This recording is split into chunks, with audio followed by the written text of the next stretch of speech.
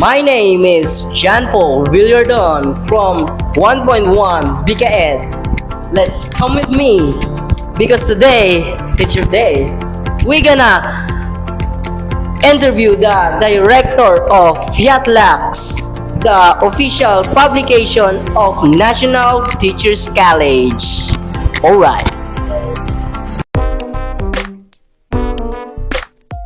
Mari ka po ba muna magpakilala? Hello po.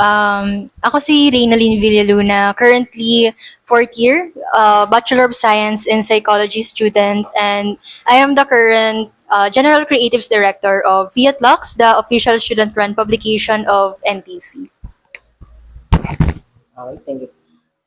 Meron po kaming inihandang 10 katanungan po about sa organization niyo po. And then, ito po yun.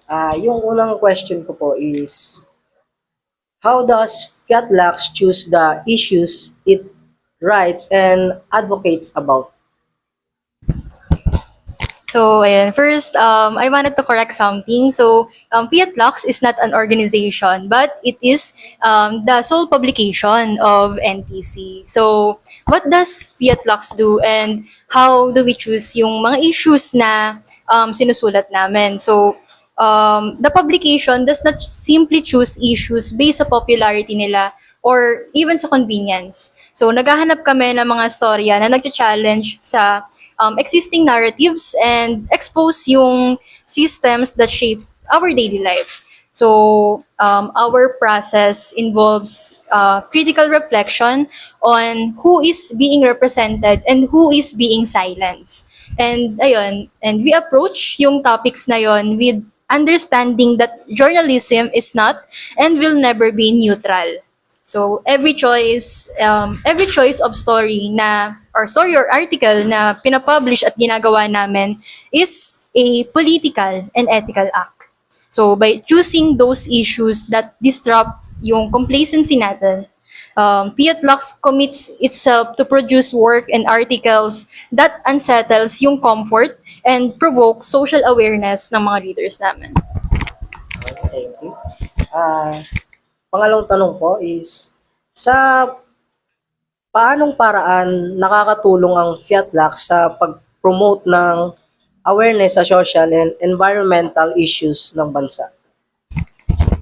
Okay, so our publication views awareness not as mere exposure of information pero it's like cultivating yung deeper consciousness ng struggles such as sa societal, environmental, and even institutional here sa National Teachers College.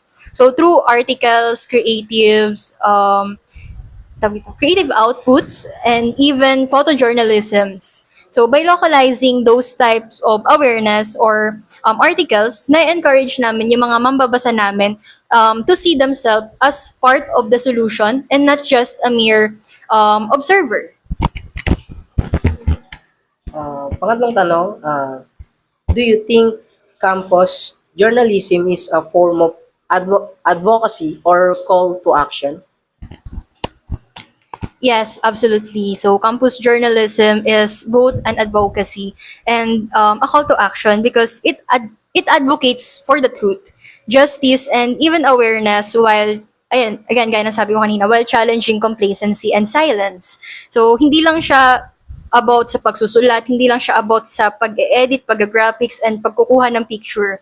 So it's about awakening yung critical consciousness natin, not just as a student, but as a Filipino citizen. So each story that we publish is a form of resistance against misinformation and against apathy or against normalization ng oppression or indifference. So in that sense, campus journalism kasi is parang nagiging living form siya ng advocacy grounded sa katotohanan at empatiya. Pangapat na tanong, how does FIATLAX ensure press freedom and responsibility within the school? Okay, so the publication ensures press freedom by upholding yung editorial independence namin here in the publication, and of course encourage din namin yung diverse perspective ng mga staff members namin within the publication. And at the same time, mas pinapractice din namin yung responsibility by grounding yung work namin in accuracy, fairness, truth, and of course, respect. So, naiintindihan namin na yung na freedom without responsibility can lead to harm. And responsibility without freedom can lead to silence. So, Fiat Lux strives for the balance of those two. So, to tell the truth boldly, but of course, ethically. Next is, ano-ano yung mga challenges na kinakaharap nyo pag nagsusulat kayo about sa isang sensitive or critical topic?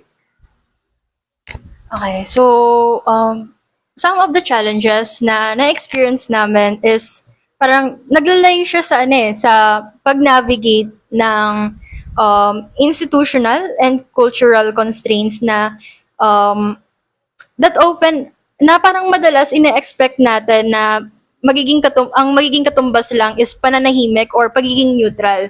So writing critically kasi means constantly facing the risk of being misunderstood or the risk of being dismissed, and of course the red tagging. So madalas din naming kinakaharap yung mga issue ng ganoon.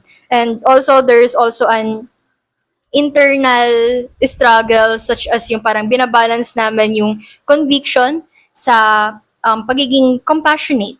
Pero yung mga challenges na yun kasi is not a barrier, but part siya ng ethical practice ng journalism. So we learn to write from a position of awareness and not of fear.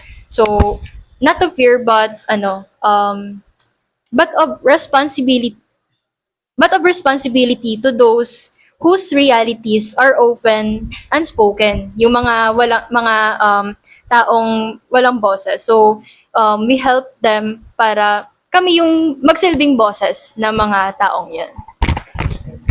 So next, have you ever covered topics or issues related to inequality, discrimination, or environmental sustainability?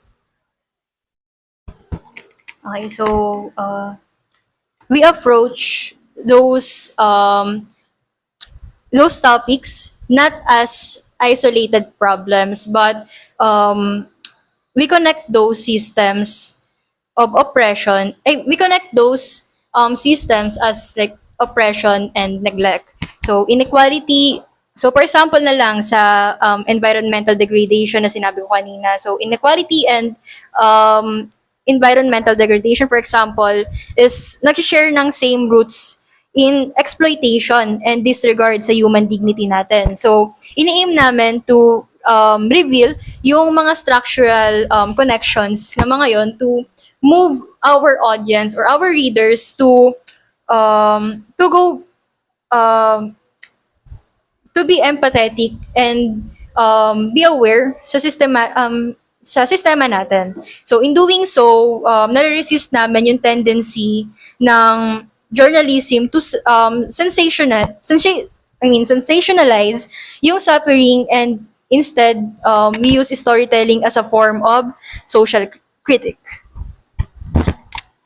So next, paano nakaka-epekto o naka-impluwensya ang Fiat Lux sa student community?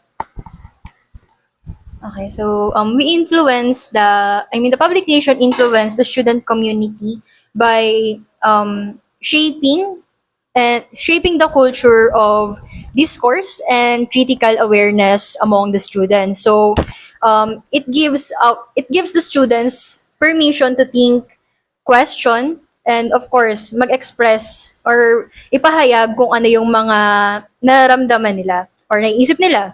So through our publication, we hope na ma-normalize yung critical conversations such as this one, and whether it is about governance or whether it's about governance or societal or institutional issues. So that reminds the students that their voices matters. And ayan. Next is, what role do you think student journalists like you play in upholding human rights? So the publication or student journalists play a crucial role in upholding human rights by making them visible. So, dino-document namin, kine-question namin, and kino-contextualize namin yung injustices, and ini-ensure namin yung stories of struggles and resilience ay naririnig. Kaya nga na sinasabi ko, kami yung nagiging boses ng mga taong hindi makapagsalita.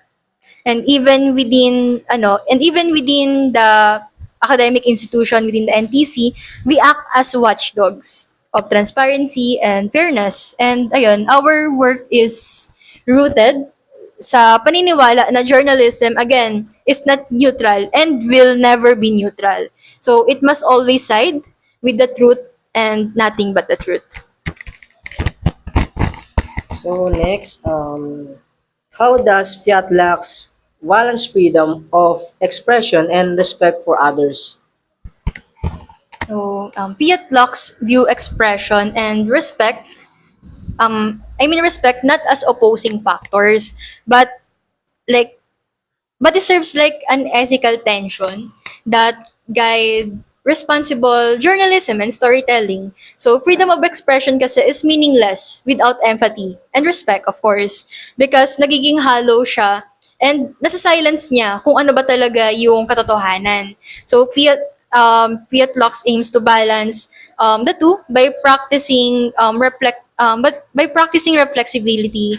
And again, we constantly question our intentions, our privilege, and implications ng mga sinasabi namin. So, sa huling katanungan namin, anong message mo ang maibibigay mo sa mga students about sa kahalagahan ng pagiging aware o mulat sa katotohanan tungkol sa mga issues ng ating bansa? Okay, so for the students, I want you guys to know that awareness kasi is not an intellectual exercise. It is like a moral stance. So to be informed is to accept that yung burden ng consciousness and to recognize the silence protects the powerful. So kapag nananahimik kayo, ang pinoprotektahan niyo lang ay yung mga makapangyarihan. Kaya students must see that awareness is a form of participation and not a refusal to look away. So national issues kasi are not just out there, and they live in our classrooms, in our house, in our institution, conversation and choices, and many more. So being aware kasi means recognizing complicity, and from that recognition, we choose responsibility over comfort. So change begins not in outrage, but in sustained and informed engagement. Okay, thank you.